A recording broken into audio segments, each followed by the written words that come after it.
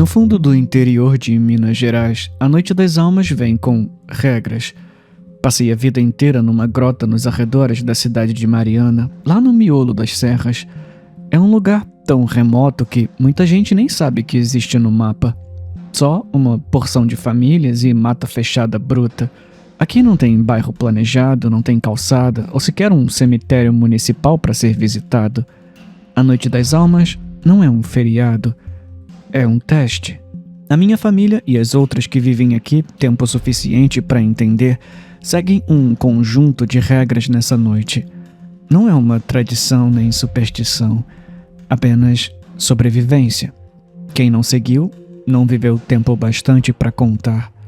Nossas regras não falam só de trancar portas ou evitar o escuro.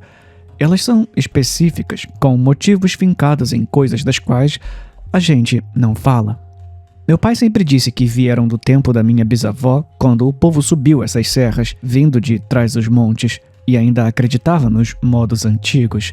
Seja espírito ou outra coisa que anda por aí, ou coisas velhas demais para ter nome, a Noite das Almas aqui sempre foi um jogo de vida e morte, e cada regra existia para te dar uma pequena vantagem de atravessar até de manhã. A primeira vez que quebrei uma regra, entendi por que elas existem. E nunca mais eu esqueci. Todo outubro, mais ou menos na segunda semana, as regras iam para a porta da geladeira, nos preparando para o dia 2 de novembro. A gente vivia por elas. A minha família levava a sério, e não no sentido de manter as crianças a salvo. Não, eram para todo mundo. Quebrar uma apenas colocava todos em perigo. Elas são assim. Se você ouvir 3 batidas na porta depois do pôr do sol, não atenda. Se ouvir uma única batida, seca e forte, abra a porta, mas não olhe para quem estiver lá. Estenda uma cesta com pão recém-assado e só feche quando escutar os passos indo embora. Se ouvir alguém chamar o seu nome no mato, não responda. Se vir uma figura na borda do mato usando um chapéu de aba larga, não olhe para ele por mais de 1 segundo. Se ouvir correntes arrastando no chão, salpique sal em todos os peitoris das janelas e soleiras das portas em até 1 minuto. Se uma vela estiver acesa na janela da casa velha e abandonada dos Andrade, morro acima, fique dentro de casa. Aconteça o que acontecer. Essas regras não existem à toa. Foram passadas porque coisas ruins já aconteceram. Gente sumiu, gente morreu. Coisas estranhas aconteceram. É assim que é. Lembro de um ano específico, faz tempo, quando a Noite das Almas caiu em noite de lua cheia. O ar parecia diferente, carregado. Meu pai tinha faro para quando a coisa ia azedar. Dava para sentir na grota, denso no ar, como se algo respirasse na sua nuca. Meu pai mandou a gente adiantar tudo. Salga as janelas agora, ele disse, parado na porta, a cara dura de preocupação. Não vamos esperar pelas correntes. Eu obedeci sem questionar, deitando sal em cada peitoril e nas soleiras das portas da frente e do fundo. Meu irmão já assava o pão antecipando a regra 2, a que a gente mais detestava. Era a que obrigava a lidar com o que quer que batesse, o que quer que estivesse do outro lado da porta. Nunca soubemos quem ou o que era, mas se você não oferecesse o pão ou se ousasse olhar, não acabava bem. No fim da tarde, a casa estava fortificada. O pão esfriava no balcão, o cheiro tomando a cozinha. O fogo ardia baixo e uma espingarda velha descansava no colo do meu pai, como sempre nessa noite. Isaac, meu irmão mais novo, sentou mais perto da janela, espiando de vez em quando. Faltavam umas 3 horas para o pôr do sol. As regras eram claras. Tudo de ruim acontecia depois do escuro. Mas a espera era a pior parte. Quanto mais a gente sentava e esperava, mais a ansiedade apertava. Será que usamos sal suficiente esse ano? Isaac perguntou baixo. Meu pai não respondeu. Ficou olhando para o fogo, apertando a arma. Isso já foi resposta. A primeira batida veio logo depois de escurecer. Uma batida só, lenta e deliberada. Eu e Isaac congelamos. fixos na porta. Meu pai levantou, mandando a gente ficar atrás e calado. Eu engoli seco, o coração socando no peito. Era a hora da regra 2. Sem dizer nada, meu pai pegou a cesta de pão do balcão, ainda morno, andou até a porta, encostou a mão na maçaneta. Lembrem, disse, a voz baixa e firme. Não olhem. Ele abriu só o suficiente para passar a cesta pela fresta. Os olhos no chão. O cheiro quente do pão saiu e eu vi um leve arrastar na varanda. Quem ou o que fosse, estava lá. Eu vi um lampejo de movimento pelo canto do olho, uma sombra atravessando a varanda, mas não ousei olhar. Meu pai ficou com a cesta estendida, a mão tremendo de leve. Por alguns batimentos, nenhum som, nenhum movimento. E então, passos pesados, indo embora da varanda. Ele esperou sumirem de vez, fechou a porta com cuidado e trancou. Isaac soltou o ar. Por que a gente não deixa o pão lá fora antes? Por que tem que esperar a batida? A cara do meu pai estava pálida, os olhos duros. A gente tem que esperar a batida. E se não responder, ele entra. Achamos que tinha acabado. Cumprimos a regra 2 à risca. E por um instante pareceu que a coisa tinha acalmado. Mas aqui, nada fica quieto por muito tempo nessa noite. Isaac viu primeiro. Ele estava parado na beira do mato, onde as árvores encostam na clareira. Alto e magro, um chapéu de aba larga cobrindo o rosto. Não se mexia, não fazia som, mas estava ali, olhando. Isaac arfou, apontando. É ele, sussurrou, a voz tremendo. Meu pai não perguntou quem. Ele sabia. Todos nós sabíamos. O homem de chapéu. Não olhem para ele. Meu pai cortou. Não por mais de um segundo. Eu dei uma olhada rápida só para confirmar. Uma figura alta e escura, quase fundida na sombra do mato, mas nítida o bastante para gelar o sangue. Virei o rosto na hora, o coração martelando. Nos afastamos das portas e janelas e ficamos encolhidos na sala, o fogo como única luz. Do lado de fora, o homem do chapéu parado na borda do mato, imóvel enquanto a noite avançava. Foi só depois da meia-noite que a gente ouviu as correntes. No começo, distante, um tilintar metálico que podia ser o vento, mas foi crescendo, chegando mais perto, até não sobrar dúvida. Correntes sendo arrastadas no chão de pedra do lado de fora. O rosto do Isaac empalideceu. Ele me olhou, o olho arregalado, apavorado. O sal! Sussurrou. Meu pai assentiu, duro. Vai conferir. Eu levantei devagar, tentando controlar a tremedeira nas pernas. Dei a volta na casa, conferindo cada janela e batente. As linhas de sal estavam intactas. Nada tinha mexido nelas. As correntes continuavam raspando lá fora, mais e mais perto, mas a gente não ousou abrir a porta. Não ousou olhar. Ficamos dentro, juntos na luz trêmula do fogo, ouvindo o arrastar das correntes até a primeira luz da manhã cortar a janela. A gente tinha passado pela noite. O homem do chapéu sumiu. As correntes pararam, mas quando a claridade atravessou as frestas, olhei para a casa velha dos Andrade morro acima, e lá estava, uma vela acesa na janela. A regra é clara: quando a vela brilha na casa dos Andrade, você fica do lado de dentro, sem exceção, sem desculpa. Mesmo com o sol nascendo e os passarinhos voltando, ver aquela vela acesa deu um medo que vem do fundo. Tem que esperar a vela apagar para poder sair, para a noite acabar de verdade. E é assim aqui. As regras não estão só para serem seguidas, estão para te manter vivo. E se você tem juízo, não faz pergunta. Às vezes é melhor não saber.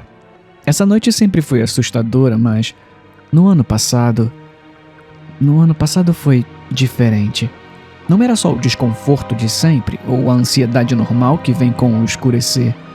Parecia que as regras já não davam conta. Meu pai estava mais velho, os movimentos mais lentos, as mãos menos firmes. A gente sabia, mas ninguém dizia. Só seguimos as regras como sempre, torcendo para bastar. Passamos o dia nos preparos, salgando as janelas, assando o pão, o de sempre. Eu e Isaac estávamos num zigue-zague inquieto, conferindo tudo 2, 3 vezes. Com meu pai envelhecendo, o peso do preparo caiu mais na gente. O céu escureceu mais rápido do que o normal. Nuvens vindo do oeste, engolindo os últimos raios de sol.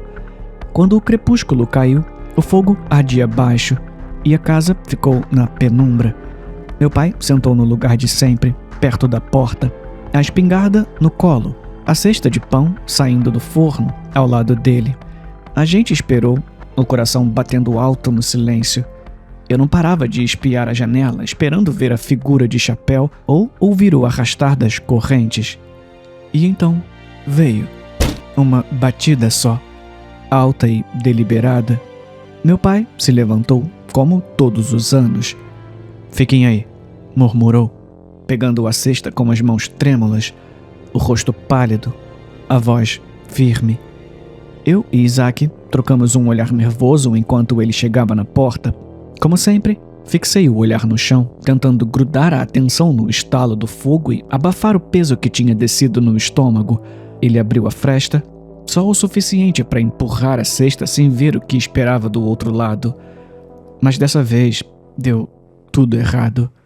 Quando meu pai se inclinou, a cesta bateu no batente e escapou. O pão se espalhou pela varanda. No susto, com o barulho, sem pensar, eu ergui o rosto. Eu olhei e vi. Não era um homem, não era coisa que eu soubesse nomear. Ficava corcunda, alto demais para ser gente, braços compridos demais, a pele pálida esticada num osso que saltava em ângulos errados, o rosto fundo, crânio coberto por pele branca esticada e os olhos escancarados, largos demais, como se não piscassem. A boca abriu além do natural, um buraco negro que soltou um urro horrível, ensurdecedor. Um som que eu nunca tinha ouvido, como metal raspando na pedra, só que pior. Entrou na minha cabeça, fez o ouvido zunir e a vista tremer. Antes que eu reagisse, antes de gritar, aquilo avançou. A mão ossuda disparou, pegou meu pai pela gola da camisa. Numa rapidez seca, arrancou ele da varanda, arrastando para o mato. O som do corpo raspando no chão, os gemidos abafados do meu pai e o uivo daquela coisa se misturaram numa cena de puro terror. Isaac gritou primeiro. Eu travei, a mente sem entender. O grito dele me trouxe de volta. "Pai!" Isaac berrou, disparando para a porta. Eu fui atrás, as pernas bambas, o coração tão alto que parecia arrebentar o peito. Corremos para o escuro frio, até a borda do mato, onde ainda dava para ouvir a voz do papai longe. Mas antes de darmos 2 passos, eu vi a vela. Uma luz tremendo, sozinha, na janela da casa velha dos Andrade. O sangue gelou. A gente tinha saído quando a vela ainda ardia. Agarrei o braço do Isaac, travando ele. "Espera!" sussurrei, a voz falhando. A casa, como se obedecesse a um sinal. A porta da casa dos Andrade arrebentou para fora num estrondo, como se algo invisível estivesse prestes a sair. Algo com raiva, algo que não devia ser acordado. "Anda, vamos embora!" eu gritei, puxando o Isaac de volta para dentro. A gente entrou, tropeçando, bateu a porta e trancou. A espingarda ainda estava no chão, ao lado da cadeira do papai, mas parecia inútil. Uma arma humana não serviria contra aquilo.